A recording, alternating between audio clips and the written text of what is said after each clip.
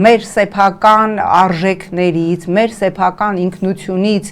պարբերաբար հրաժարվելը հասել է այնտեղ, որ Նինո Բուրջանաձեն նախորդին հայտարարում է, որ եզնիկ կողբացին վրացի է, դա եզնիկ կողբացն է, որին ժամանակին հայերը բռնի ուժով դավանափոխ են արել, սենց որ գնա, հասկանում եք, այս թափանիվը, որ սա մերը չի, սա հայկական չի, սա մենք ենք մեղավոր ցեղասպանության համար, ռուսներն են մեղավոր, չգիտեմ, չուկչաներն են մեղավոր, մոնղոլ թաթարներն են մեղավոր, ով ասես մեղավոր է, ես չգիտեմ ինչ, այս ամենը հասկանում եք, բերում է նրան, որ